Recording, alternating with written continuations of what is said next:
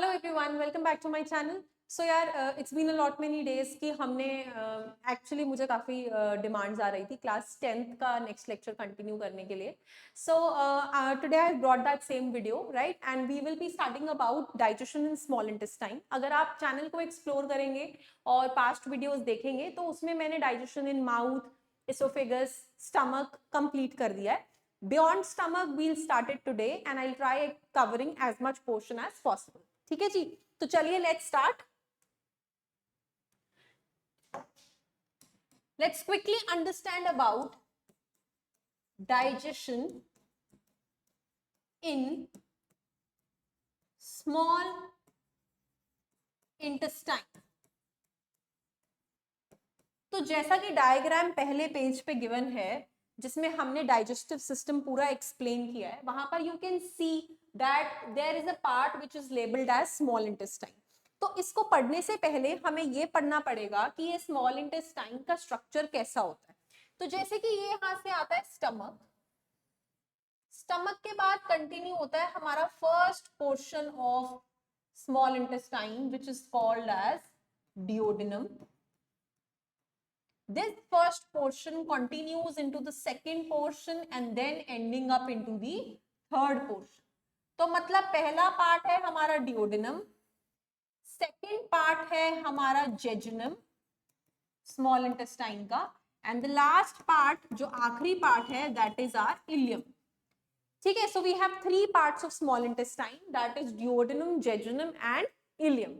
Now what do we have to study is कि stomach से खाना निकलने के बाद इन तीनों पार्ट्स में कैसे जाता है और इनके पार्ट्स में जाकर उसके साथ क्या क्या होता है. ठीक है जी, तो इंटेस्टाइन को सपोर्ट करने के लिए दो चीजें हैं. यहां पर बनी हुई है एक ग्लैंड जिसे कहते हैं पैंक्रियाज, और स्टमक के एडजेसेंट एक ग्लैंड है जिसे बोलते हैं लिवर.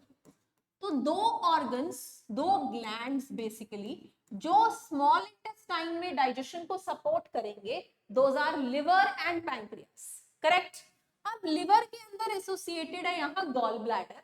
गॉल ब्लैडर से निकलती है एक डक्ट और लिवर से निकलती है एक डक्ट और कंबाइन होती है जाकर पैंक्रियास की डक्ट के साथ. ठीक है, सिमिलरली पैंक्रियास की भी एक डक्ट है.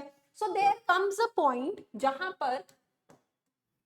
जहां पर ये डक्ट लिवर से आ रही है, ये डक्ट गॉल ब्लैडर से आ रही है, गॉल ब्लैडर, लिवर, ये जाके मिल रही है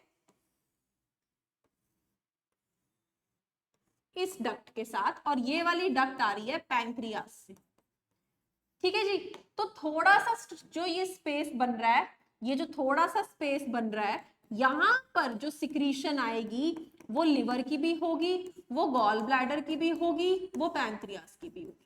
तो जहां पे तीनों की सिक्रीशन आकर मिलेगी उसको बोला जाएगा कॉमन डक्ट. वैसे तो कॉमन बाइल डक्ट बोलते हैं, लेकिन सिंस मैंने अभी बाइल इंट्रोड्यूस नहीं किया तो मैंने कॉमन डक्ट के नाम से उसे मेंशन कर. अब आप सोचोगे कि ये स्ट्रक्चर आखिर ज्वाइन कहां हो रहा है. सो नेक्स्ट थिंग इज कि ये जो कॉमन बाइल डक्ट हमारी जा रही है ये ज्वाइन हो रही है हमारे डिओडिनम में. तो ये किस में एंटर कर रही है? डिओडिनम.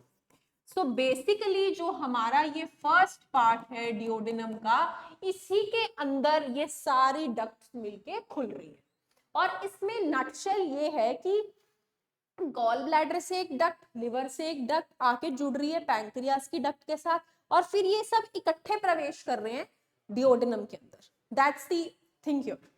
ठीक है, नाउ अब जब ये स्मॉल इंटेस्टाइन के अंदर जा चुके हैं, स्मॉल इंटेस्टाइन के पहले पार्ट के अंदर एंटर हो चुके हैं, तो वहां जाके करेंगे क्या? अब ये जो हमारी तीन चीजें हैं, that is liver, that is gall bladder and that is pancreas, ये तीनों है. I'll just tell you, liver is also a gland, pancreas भी हमारा एक ग्लैंड है, और लिवर के साथ जुड़ा हुआ गॉल ब्लैडर एक स्ट्रक्चर है. मेन ग्लैंड हमारा लिवर है और पैंक्रियास है. ठीक है, लिवर ग्लैंड होने के कारण सिक्रीशन सिक्रीट करेगा जिसे हम बोलेंगे बाइल. क्योंकि मैंने अपने लास्ट लेक्चर में आपको बताया था जब डाइजेशन स्टार्ट की थी कि ग्लैंड का तो काम ही क्या है, कुछ भी सिक्रीट करना, कुछ भी रिलीज करना, ठीक है, तो बाइल रिलीज होगा, करेक्ट।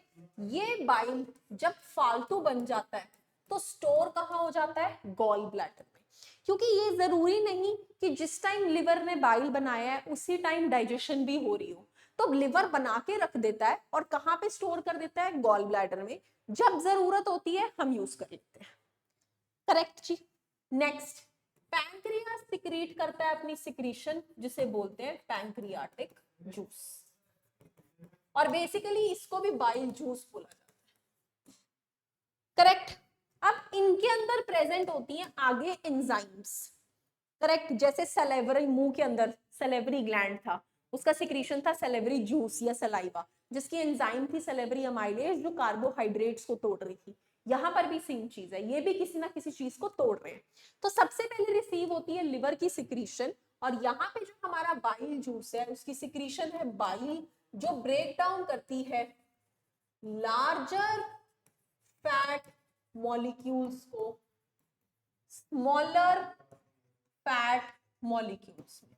मतलब जो हम खाना खाते हैं वहां पे जो हमारा फैट है वो ज्यादा अमाउंट में प्रेजेंट होता है, ठीक है जी। तो ज्यादा अमाउंट में प्रेजेंट बड़ा बड़ा, उसको छोटे में तोड़ने के लिए कौन मदद करता है, बाइल, और ये बाइल आता कहां से है, लिवर से। अगर स्टोर्ड बाइल आता है तो वो गॉल ब्लैडर से आता है, जिस डक्ट से आता है उसका नाम है हिपैटिक डक्ट। लिवर से आने वाली डक्ट को हम बोलते हैं हिपैटिक डक्ट। तो ये लार्जर फैट मॉलिक्यूल्स को स्मॉलर फैट मॉलिक्यूल्स में ब्रेक डाउन कर देता है, और इस प्रोसेस को, जो ये प्रोसेस है ब्रेक डाउन का, इसे बोला जाता है, we call this process as emulsification of fats. Fats emulsification बोलते हैं इसको, ठीक है, फैट्स इमल्सिफाई करना। नेक्स्ट, ये सभी काम हो का रहा है, ये सभी काम हो रहा ड्यूोडेनम में ही है। आप ये मत सोचना कि हो लिवर में रहा है, सिर्फ लिवर से सिक्रीशन आ रही है और ड्यूोडेनम के अंदर छोड़ दी जा रही है, एक्शन सारा ड्यूोडेनम के अंदर है। वंस ये प्रोसेस हो गया, देन एक्शन में आता है पैंक्रियाटिक जूस, जिसके अंदर 3 एंजाइम्स हैं, that is amylase, that is lipase, ठीक है, अमाइलेज, लाइपेज एंड ट्रिप्सिन। जैसे कि हमें नाम बता रहा है, अमाइलेज तो ब्रेक डाउन करेगी कार्बोहाइड्रेट्स को, बचे कुचे जो कुछ शुगर्स बन गई उनको और तोड़ दिया, कुछ और कार्बोहाइड्रेट्स को तोड़ दिया। लाइपेज जो ये हमारे स्मॉलर फैट मॉलिक्यूल्स बने थे इनको तोड़ेंगे आगे, और क्या बनाएंगे, fatty acids and glycerol. Then जो ट्रिप्सिन है वो बचे हुए प्रोटीन्स को तोड़ देगी और सिंपलर फॉर्म में, या फिर बना देगी अमीनो एसिड्स। कुछ बन जाएंगे, कुछ बच जाएंगे, अभी डाइजेशन यहाँ कंप्लीट नहीं होगी, पार्शियल, ठीक है। सो जब खाना डिओडेनम से बाहर निकलेगा तो उस पे बाइल एक्ट कर चुका है, उस पे पैंक्रियाटिक जूस एक्ट कर चुका है, और वो काफी हद तक टूट चुका है। अब वो फाइनल डाइजेशन के लिए आगे वाले पार्ट्स में मूव करेगा, स्मॉल इंटेस्टाइन के, ठीक है। ओनली 1 पॉइंट जो हमने यहाँ स्किप किया है अभी, जो मैं अब बताने वाली हूं, इज एल्कलाइन मीडियम। मतलब जैसे हमने पढ़ा था कि स्टमक में पेप्सिन एक एंजाइम थी जिसके इतने नखरे थे कि वो एसिडिक मीडियम में एक्ट करती थी, यहाँ पे एक एंजाइम है ट्रिप्सिन जिसके इतने नखरे हैं कि वो बेसिक मीडियम में या फिर अल्कलाइन मीडियम जिसे बोलते हैं उसमें रिएक्ट करती है।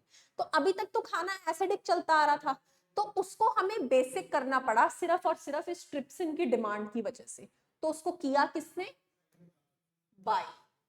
बाइल हमारा सेवियर बन के आया, उसने फैट्स को भी तोड़ा और उसने ट्रिप्सिन को बेसिक मीडियम दिया, और फाइनली प्रोटीन्स की डाइजेशन हो सकी, ठीक है जी। अब जो आगे खाना चलेगा हमारा वो चलेगा नेक्स्ट पार्ट की तरफ, दैट इज जेजुनम। जेजुनम में कोई डाइजेशन नहीं होती, सिंपल मूवमेंट होती है, no digestion. Finally the food will enter into ileum. Ileum के अंदर होगी हमारी कंप्लीट डाइजेशन, खाना हमारा कंप्लीटली टूट जाएगा, ठीक है।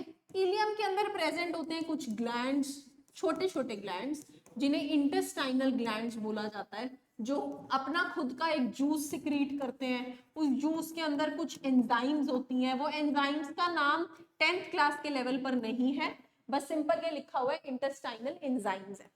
ये इंटेस्टाइनल एंजाइम्स जो हमारे कार्बोहाइड्रेट्स हैं उसको पूरी तरह तोड़ देगी ग्लूकोज में, जो हमारे प्रोटीन्स हैं उसको पूरी तरह तोड़ देगी अमाइनो एसिड्स में, और जो हमारे फैट्स हैं उसको कंप्लीटली ब्रेक डाउन कर देगी fatty acids and glycerol. This is how the complete digestion of food will take place. तो इलियम तक आते आते हमारा खाना कंप्लीटली डाइजेस्ट हो जाएगा, करेक्ट।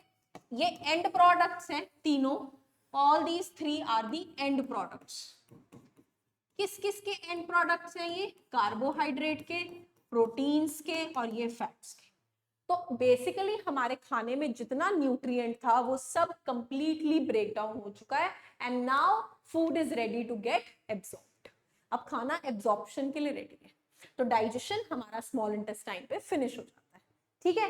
लार्ज इंटेस्टाइन में और आगे जाके एनस में सिर्फ होता है, लार्ज इंटेस्टाइन में बेसिकली वाटर का एब्जॉर्प्शन होता है खाने से, तो एनस तक पहुंचते पहुंचते हमारा जो खाना है वो सेमी सॉलिड हो जाता है, क्योंकि वाटर सारा एब्जॉर्ब हो गया पानी के अंदर, बॉडी के अंदर वापस, तो बचा कुचा फूड थोड़ा सॉलिड स्टेट में आ जाता है, एंड फाइनली एनस के थ्रू वो बाहर रिलीज हो जाता है, which is known as egestion, ठीक है। तो हमने इंजेशन, डाइजेशन और ईजेशन को समझ लिया। बीच का जो पार्ट बचा है अब्जॉर्प्शन और एसिमिलेशन, उसको मैं नेक्स्ट वीडियो में कवर कर दूंगी, ठीक है। That is how we'll be completing with nutrition in humans. Thank you so much, stay updated for more lectures.